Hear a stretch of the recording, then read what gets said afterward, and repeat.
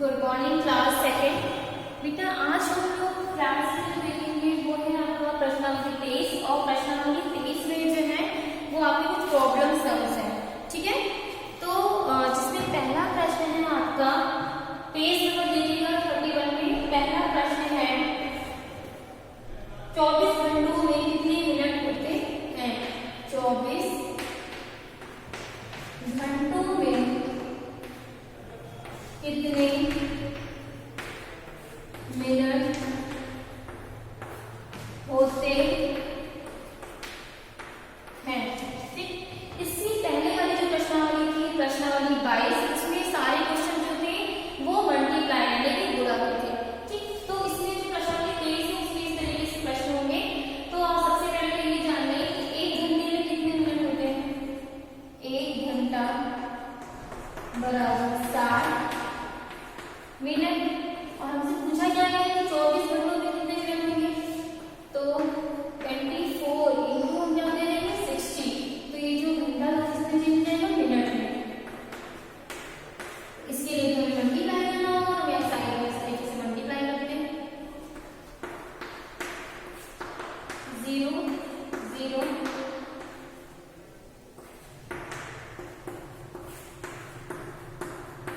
यानी कि 24 घंटे में कितने मिनट होंगे? 1440 मिनट। ठीक, ये आंसर होगा। ठीक है, तो प्रश्नावली 23 में पहला प्रश्न था, ये आप मैंने इसको सॉल्व कर लिया। इसे आप अपनी फेयर कॉपी में नोट कर लीजिएगा। इसके बाद हम लोग देखेंगे इसका दूसरा प्रश्न है एक साइकिल का मूल्य 430 रुपए है, ऐसे 20 साइकिलों का मूल्य ज्ञात करो। देखिए आपको एक साइकिल का मूल्य दे रखा है और कितने साइकिल का मूल्य आपको बताना है। कितने साइकिल का मूल्य आपको ज्ञात करना है? 20 साइकिल का। अगर मैं कहूँ कि ये एक चौक 5 रुपए की है, ठीक है, एक चौक कितने की है? 5 रुपए की है। तो आप बताइए कि 10 चौक कितने की होगी? अगर एक जो है 5 रुपए की 10 बचे तो 10 को किससे मल्टीप्लाई करेंगे? 5 से, यानी कि 10 चौक जो है 50 रुपए की होगी। तो सेम क्वेश्चन नंबर 2 भी ऐसे ही है। क्वेश्चन नंबर 2 क्या दे रखा है कि एक साइकिल का मूल्य 430 रुपए है, तो ऐसे 20 साइकिल का मूल्य ज्ञात कीजिए। देखिए क्वेश्चन नंबर 2 जो है आपको पूरा जो है खुद से नोट करिएगा, बुक से देख के सॉल्यूशन करवाते हैं हल।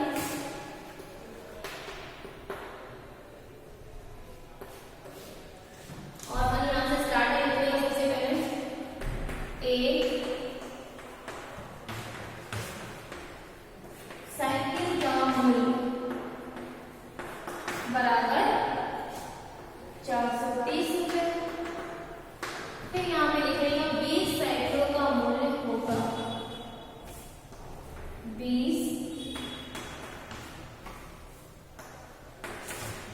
साइकिल या साइकिलों का मूल्य बराबर 430 इंटू 20 रुपए। अब चलिए यहाँ पे क्या करेंगे? मल्टीप्लाई करेंगे। 0 0 0, यहाँ पे भी 0 आ गया। 2 3 6, 2 4 8। देखिए 0 को किसी भी नंबर से मल्टीप्लाई करेंगे तो 0 भी आता है, और किसी भी नंबर को 0 से मल्टीप्लाई करेंगे तो भी 0 भी आएगा। तो देखिए 0 0 6 8। तो यानी कि 20 साइकिल का मूल्य कितना हो जाएगा? 8600। यानी कि 20 साइकिल का मूल्य जो है वो 8600 रुपए होगा। ठीक है, इसके बाद प्रश्न 3 है एक सिनेमा हॉल में 35 पंक्तियां हैं और प्रत्येक पंक्ति में 24 कुर्सियां हैं। सिनेमा हॉल में कुर्सियों की संख्या ज्ञात कीजिए। देखिए क्वेश्चन कैसे करना है आपको समझ लीजिए। आपने देखा होगा आपकी क्लास में, जैसे अभी आपको सेकेंड क्लास में गए, ठीक, इससे पहले आप लोग फर्स्ट क्लास में होंगे। फर्स्ट क्लास मान लीजिए आपकी क्लास है और उस क्लास से इस तरीके से मान लीजिए 3 लाइनें बनी है, 1 2 3। अगर एक लाइन में 5 बच्चा बैठ रहा है, ठीक है, तो आपको बताना है कि 3 लाइन में कितने बच्चे बैठेंगे। अगर एक में 5 है तो दूसरे में 5 बैठेगा और तीसरे में 5 बैठेगा, यानी कि टोटल कितने हो गए? 15 बच्चे होंगे। तो सेम ऐसे ही क्वेश्चन जो है क्वेश्चन नंबर 3 है कि एक सिनेमा हॉल में 35 पंक्तियां हैं, प्रत्येक पंक्ति में यदि 24 कुर्सियां हैं तो सिनेमा हॉल में कुर्सियों की संख्या ज्ञात करो। तो प्रश्न 3 ये आप लोग खुद से पहले नोट कर लीजिएगा।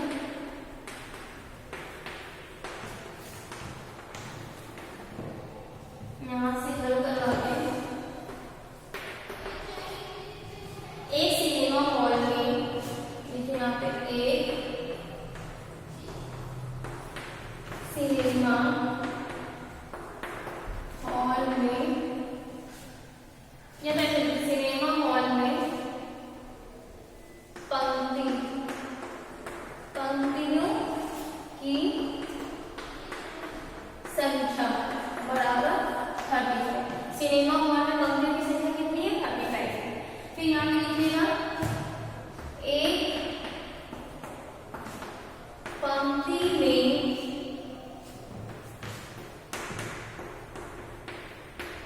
कुर्सियों की संख्या बराबर 24। देखिए सिनेमा हॉल में कितनी पंक्तियां हैं? 35 है, ठीक। और एक पंक्ति में कितनी कुर्सियां हैं? 24 है। तो आपको क्या पता है? सिनेमा हॉल में कुर्सियों की संख्या। तो यहाँ पे लिखिएगा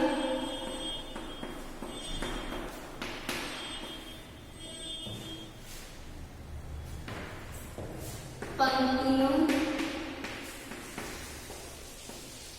में कुर्सियों की संख्या बराबर 35 पंक्ति है और एक पंक्ति में अगर 24 कुर्सी है तो इसको मल्टीप्लाई करेंगे। 5 4 5 है 20, 4 3 12 और 10 में 12 किया तो 14, 2 5 10 कैरी 1, 2 3 6 1 7। यानी कि पंक्तियों में कुर्सियों की संख्या कितनी होगी? 840। यानी कि सिनेमा हॉल में जो 35 पंक्तियां हैं उनमें कुल कुर्सियों की संख्या कितनी होगी? 840। तो आप लिखिएगा सिनेमा हॉल में कुर्सियों की संख्या 840 होगी। यहाँ पे लिखिएगा लास्ट में अतः सिनेमा हॉल में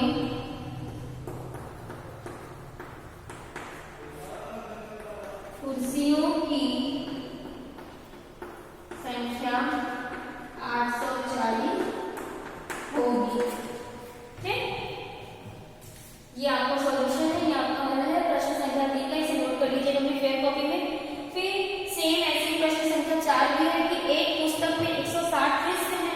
प्रश्न यानी कि पेज, यानी कि जैसे आपकी बुक है, अगर इसमें जो है 160 पेज है, उसमें 160 पेज हैं तो प्रत्येक प्रश्न पर 24 लाइन, प्रत्येक प्रश्न यानी कि प्रत्येक पेज पे 24 लाइन होगा।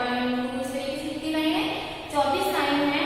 तो आपको बताना है कि पुस्तक में कुल कितनी लाइन होगी। तो आपको पूरी बुक में बताना है कि कितनी लाइन होगी।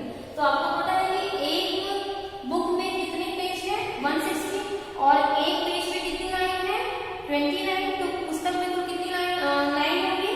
तो आपको क्या करना होगा बेटा? 160 को किससे मल्टीप्लाई करेंगे हम? 29 से। तो क्वेश्चन नंबर जो 4 है आपका वो सेम क्वेश्चन नंबर 3 की तरह है। तो इसे भी नोट कर लीजिएगा, खुद से करिएगा। इसके बाद क्वेश्चन नंबर 5 जो है वो है एक सेबों की पेटी में 144 सेब आते हैं, ऐसे 24 पेटियों में कितने सेब आएंगे? तो सेम वैसे ही क्वेश्चन है, इसमें भी आपको मल्टीप्लाई करना है।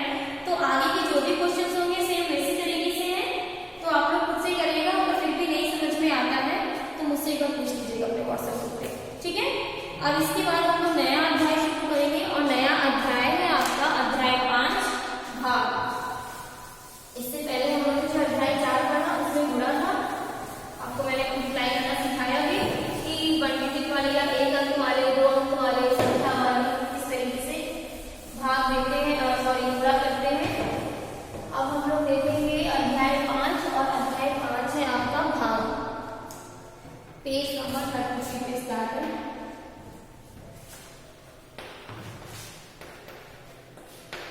अध्याय 5 भाग, ठीक।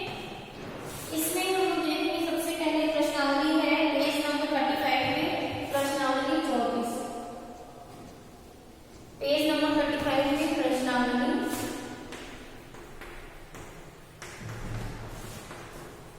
24। और प्रश्न दे रखा है भाग 2 तथा भागफल और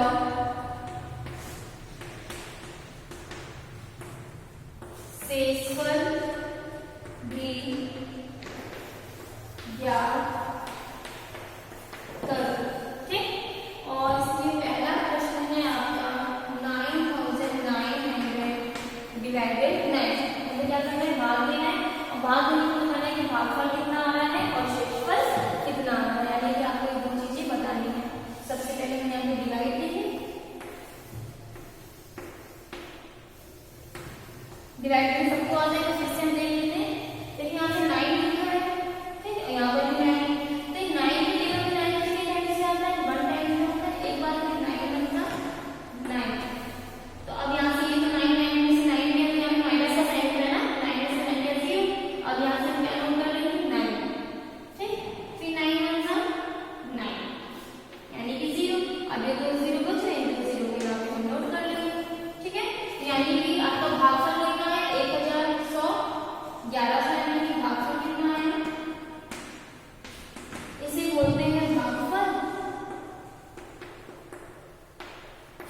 और ये जो नीचे बचता है इसे क्या बोलते हैं, शेषफल। भागफल आपका है 1100 और शेषफल 0। ठीक, ये उत्तर हो गया। इसके बाद हम देखते हैं इसी का सेकंड क्वेश्चन है 7070 डिवाइडेड बाय 7।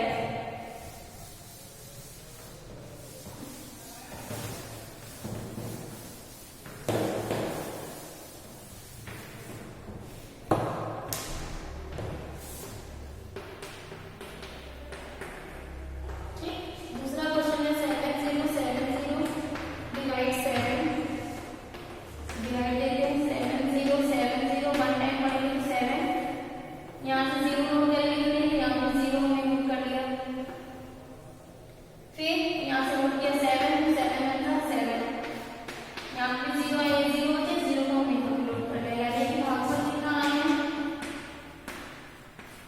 भागफल बराबर 1010 और शेषफल 0। ठीक, ये उत्तर हो गया। फिर इसके बाद प्रश्न 3 देखिए 1792 डिवाइडेड बाय 16। अब देखिए आगे भी 16 या 30 या 12 के टेबल आ रहे हैं, तो आप ये तभी इसको सॉल्व कर सकते हैं, डिवाइड करके दे सकते हैं जब आपको टेबल अच्छे से लर्न हो। तो इसके आगे ये क्वेश्चन आप लोग खुद से करिएगा डिवाइड वाले, और